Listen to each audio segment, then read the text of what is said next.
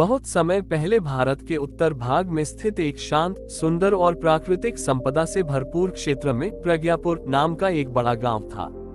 ये गांव नदियों, खेतों और पीपल बरगद जैसे पुराने वृक्षों से घिरा हुआ था। यहाँ के लोग साधारण जीवन जीते थे, पर उनके विचार ऊंचे और संस्कार मजबूत थे। गांव में धन की अधिकता नहीं थी, लेकिन आपसी सहयोग, प्रेम और विश्वास की कोई कमी नहीं थी। प्रज्ञापुर के लोग मानते थे कि जीवन का असली सुख दूसरों के काम आने में और ईमानदारी से किए गए कर्मों में है। इसी गांव में केशव नाम का एक व्यक्ति रहता था, जो अपने विचारों और व्यवहार के कारण पूरे गांव में सम्मानित था। केशव एक साधारण किसान था, लेकिन उसकी सोच असाधारण थी। उसके पास बहुत अधिक जमीन या धन नहीं था, पर जो कुछ था वह ईमानदारी की कमाई से था। वह सुबह जल्दी उठकर अपने काम में लग जाता और सूर्यास्त के बाद ही घर लौटता। उसकी पत्नी सीता भी उसके समान ही संस्कारी और धैर्यवान थी। दोनों ने मिलकर अपने बच्चों को अच्छे संस्कार देने का प्रयास किया। केशव का मानना था कि बच्चों को केवल पढ़ाना ही पर्याप्त नहीं, बल्कि उन्हें सही और गलत में अंतर करना भी सिखाना चाहिए। केशव के दो पुत्र थे। बड़ा पुत्र माधव शांत, समझदार और पिता के विचारों से प्रभावित था, जबकि छोटा पुत्र राघव बचपन से ही चंचल, महत्वाकांक्षी और कुछ हद तक अधीर स्वभाव का था। राघव पढ़ाई में तेज था, लेकिन उसके मन में हमेशा बड़ा आदमी बनने, अमीर कहलाने और दूसरों से आगे निकलने की तीव्र इच्छा रहती थी। वह गांव के जीवन को पिछड़ा हुआ मानता था और अक्सर शहर की चकाचौंध के सपने देखा करता था। समय बीतता गया। माधव ने पिता के साथ खेती में हाथ बटाना शुरू कर दिया, जबकि राघव पढ़ाई पूरी होते ही शहर जाना चाहता था। केशव ने दोनों बेटों को समझाया कि जीवन में सफलता का रास्ता अलग अलग हो सकता है, लेकिन मूल मूल्य एक जैसे होने चाहिए। उसने राघव से कहा कि शहर जाना गलत नहीं है, पर ईमानदारी, संयम और मानवता को कभी नहीं छोड़ना चाहिए। राघव ने पिता की बात सुनी, पर उसके मन में लालच और तेज सफलता की चाह अधिक प्रबल थी। कुछ समय बाद राघव शहर चला गया। शुरुआत में उसे बहुत कठिनाइयों का सामना करना पड़ा। नया वातावरण, अजनबी लोग और तेज रफ्तार जीवन ने उसे मानसिक रूप से थका दिया। लेकिन धीरे धीरे उसे एक निजी कंपनी में नौकरी मिल गई। वहां उसने देखा कि लोग नियमों से अधिक चालाकी और अवसरवादिता से आगे बढ़ रहे थे। कई लोग झूठ बोलकर, दूसरों को धोखा देकर और गलत तरीकों से लाभ कमा रहे थे। राघव के मन में द्वंद्व शुरू हुआ, एक और पिता की सीख, दूसरी ओर तेज सफलता का लालच। शुरुआत में राघव ने ईमानदारी से काम किया, लेकिन जब उसने देखा कि ईमानदार लोग पीछे रह जाते हैं और चालाक लोग आगे बढ़ जाते हैं, तो उसके मन में असंतोष पैदा हुआ। धीरे धीरे उसने भी छोटे छोटे गलत समझौते करने शुरू कर दिए। पहले उसने इसे मजबूरी कहा, फिर आदत बन गई। समय के साथ राघव ने काफी पैसा और पद हासिल कर लिया, लेकिन इसके साथ ही उसका मन अशांत होता चला गया।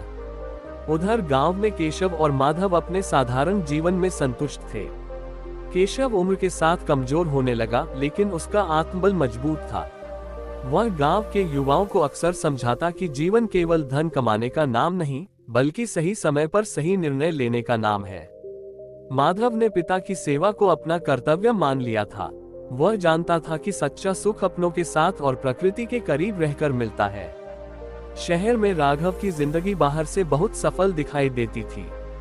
बड़ा घर, महंगी गाड़ी और ऊंचे पद ने उसे समाज में प्रतिष्ठा दिला दी थी, लेकिन अंदर ही अंदर वह खोखला हो चुका था। उसे किसी पर भरोसा नहीं था और न ही किसी का सच्चा साथ। रातों को उसे नींद नहीं आती थी और हर समय किसी न किसी डर से उसका मन घिरा रहता था। वह जानता था कि उसका बनाया हुआ संसार झूठ की नींव पर खड़ा है। एक दिन अचानक राघव को खबर मिली कि उसके पिता की तबीयत बहुत खराब है। डॉक्टरों ने ज्यादा उम्मीद नहीं जताई थी। राघव ने पहले तो काम का बहाना बनाया, लेकिन मन की बेचैनी उसे चैन नहीं लेने दे रही थी। अंततः वह गांव लौट आया। वर्षों बाद गांव की मिट्टी की खुशबू, वही पुराने रास्ते और वही लोग देखकर उसका मन भर आया। उसे एहसास हुआ कि वह जिस शांति की तलाश शहर में कर रहा था, वह तो हमेशा यही थी।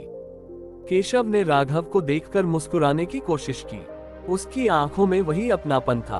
उसने राघव का हाथ पकड़ा और धीमी आवाज में कहा कि जीवन बहुत छोटा है और इसमें सबसे जरूरी है सही कर्म। कुछ ही दिनों बाद केशव इस संसार से विदा हो गया। पूरे गांव ने नम आंखों से उसे अंतिम विदाई दी। हर व्यक्ति उसकी ईमानदारी और सादगी की मिसालें दे रहा था। पिता के जाने के बाद राघव पूरी तरह टूट गया। उसे पहली बार समझ आया कि सच्चा सम्मान धन और पद से नहीं, बल्कि चरित्र से मिलता है।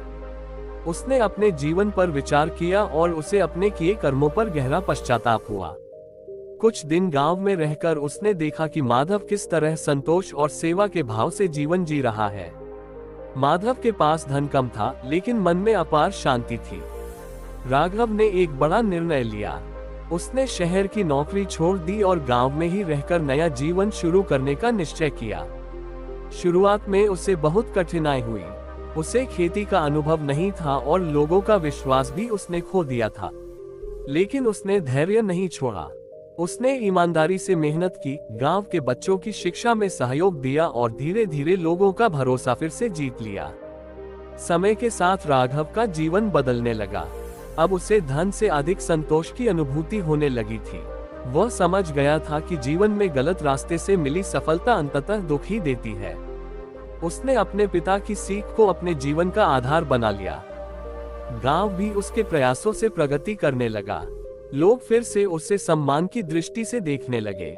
वर्षों बाद प्रज्ञापुर एक आदर्श गांव के रूप में जाना जाने लगा। यहाँ आधुनिकता और संस्कारों का सुंदर संतुलन था। राघव अब दूसरों के लिए प्रेरणा बन चुका था। वह अक्सर युवाओं को अपने जीवन की कहानी सुनाकर समझाता कि लालच और अधीरता मनुष्य को भटका देती है, जबकि धैर्य और ईमानदारी उसे सही रास्ते पर ले जाती है।